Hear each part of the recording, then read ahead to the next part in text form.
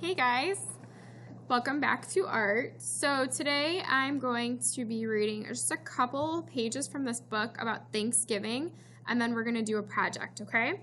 So most of you, all of you should know what Thanksgiving is. I'm just going to give you a little bit of history about it. So first of all, Thanksgiving started with the Pilgrims and the Indians. The Pilgrims were from Europe. They landed in America in 1620, and then the Indians are from the Wampanoag tribe. Those are the ones that helped the Pilgrims learn how to get their food and kind of like live on the land here. So the Pilgrims came over on the Mayflower. There's a boat ship. You guys have probably heard this before. And then what I really wanted to talk about was kind of like a little bit about the Thanksgiving food. So turkeys, cranberry, and pumpkin pie. So at most Thanksgiving dinners today, people eat turkey, cranberries, and pumpkin pie. Many people believe that the Pilgrims and the Wampanoag enjoyed these foods at their harvest feast. At that time, wild turkeys roamed the woods and cranberries grew wild. The Wampanoag used cranberries and pumpkins in many of their dishes. So I'm sure you guys at your Thanksgiving dinner probably have turkey, you probably have cranberries, and you probably have pumpkin pie. And those are all like traditions that started a really long time ago with the Pilgrims and the Indians. And then one last thing I just wanted to read is what can you do on Thanksgiving Day? And Thanksgiving has always been an enjoyable day for family and friends. It is a time to give thanks for the good things in our lives, and we can show our thanks in many ways. Here are some ideas. You can help make a dish or pie for dinner. You can invite a friend to your Thanksgiving celebration. You can thank the people who take care of you. You can share what you have with others. Make up a basket of food and bring it to someone who is hungry or lonely. And then if your school or place of worship is collecting food or money for the poor, you can give what you can. I just thought those were some nice things. So Thanksgiving. So what exactly are we going to be doing in art with Thanksgiving? We are going to be drawing a turkey. Oh my goodness. This is a crazy looking turkey, isn't it? So yes, it's not your traditional looking turkey. So actually, you guys, I did something on this turkey called Zentangle. I'm going to show you a little book quickly called Zentangle, The Art of Zentangle. So what exactly does that mean? So Zentangle is a fun, relaxing art form that employs structured and coordinated patterns. So you guys see these two pictures here? So patterns as a means of creating beautiful and interesting pieces of art. Zentangle focuses on the process of art rather than the end results. So it's actually while you're working is more of like the whole process of it versus the end result. Without worrying or concentrating at the final outcome, the journey is in the process. And the beauty of Zentangle is that there is no right or wrong way. If you can put pencil or pen to paper, you can tangle, according to this book. So this is called Zentangle. All right, so I thought this was a really cool book. So this is actually what we're going to be doing. So all you need to get started is a blank piece of paper and a pencil. And we're actually going to start this project by doing a directed draw. So all that means is you're going to follow along with me in the very beginning, and then your Zentangle will be done on your own, so your own creativity, okay? So we're going to draw the turkey. So here's what it looks like again. So I'm going to show you guys how to draw this turkey, and then you're going to do those patterns and all that fun stuff inside on your own, okay? So to get started, you're going to want your paper to be vertical. You're also going to want to start with a pencil. Mine was outlined with Sharpie, but starting with a pencil is best in case you mess up, so you can erase. I'm just going to make my screen a little bigger here. Okay, so in order to get started with your turkey, you guys are going to start towards the top of your paper here, and you're going to draw the front part is just kind of like a sort of like a sideways curved triangle. That's going to be like the front face of our turkey. Okay. Once you have that, you're going to then turn this down. You're going to be making a really big circle. Actually, it's kind of like more like an oval that you're going to connect right there.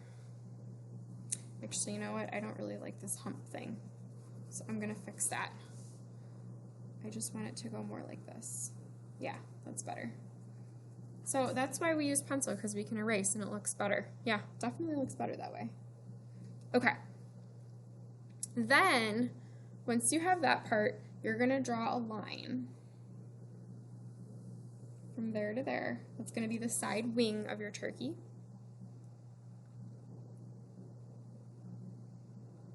Okay. Now, you're going to add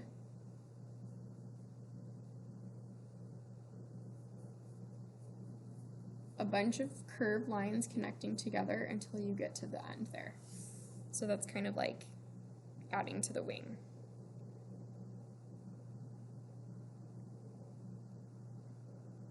Okay, next,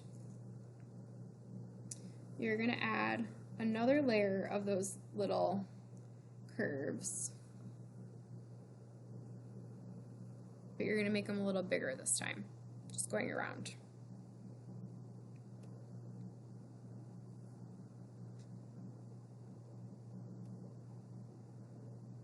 Okay, now we're going to add all of our feathers in.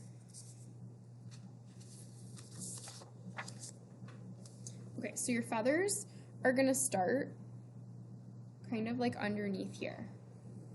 And your feathers are going to be skinny little shapes like that. Now, I kind of actually made mine too close to this edge over here, so I have my feathers going off the page. Now, in this one, I didn't do that. So here's what it would look like.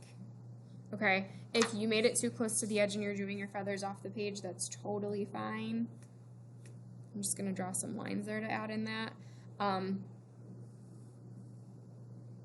Not a big deal if you guys did that. We just gotta make it work, right? Because I don't wanna have to start all the way over.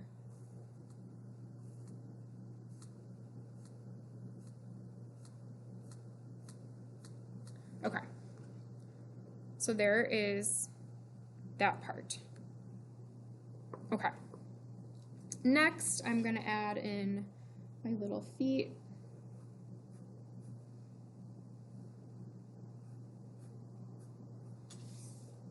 That's pretty simple. And then I'm going to go up to the top here and I'm going to add in my beak. And they have this little thing connected to their beak, goes down, and then the eye. So the actual turkey itself is pretty simply drawn. It's then once you get to the inside where you can start adding lots of details. Okay, so you guys, when you start to do a Zentangle, you're gonna want to use either a black marker or a pen. You can do it with pencil, but it doesn't look as nice. And again, like it said in the book, there's really no right or wrong way to do this. So if you do it in pen, you can always turn your mistake into art, honestly. Okay, so what I started with doing, I'm gonna get my pen out here. I'm gonna be using a Sharpie. So what I did next was I started outlining everything to make it like match.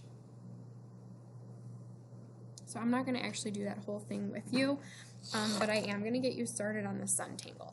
So what I did was I started in one section. It does not matter where you start, and you're going to divide your sections using different lines. So on the wing here, what I did was I added these sideways, these little things that we did over here on the side. I added different sections of those on this wing, just like that. Okay, once I divided the sections, then that's when you can start to add in some of your cool designs. So, for example, in this section, maybe I do just like little lines all over, little dashed lines. Maybe in this section, I do little circles and color like half of them in. Again, there's really no right or wrong way to do this, you guys. The cool thing about Zentangle is when it's all the way done and the whole thing is filled up with your designs, it honestly looks really, really cool.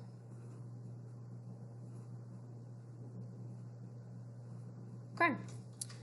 And maybe the next section I just do some like checkered,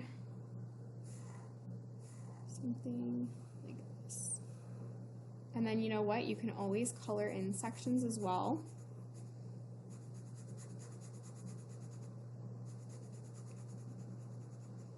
And so then I would continue with that pattern of coloring those check marks in. And then on the turkey's body, again, I separated these into sections. So then each section makes it easier to do a different pattern in those sections. So basically, that's what you're going to continue on with the rest of this. Now, I'm going to put my final one back up there so you guys can see it. So, do you guys think I am done with my turkey? Should I color it in or should I leave it black and white? Honestly, that's totally up to you guys. If you wanted to color each section in, each little like section that you did in with crayons or markers, you definitely can. If you think it looks really good in black and white, then you can keep it black and white. Totally up to you. Sometimes it's cool to keep art black and white. Normally I'm all about color, but I think this one actually looks pretty cool black and white. Okay? So that is it for this project. If you guys have any questions or you want to show me what you did, post it on Schoology or you can email me, okay? Hope you guys had fun and I'll see you next time. Bye!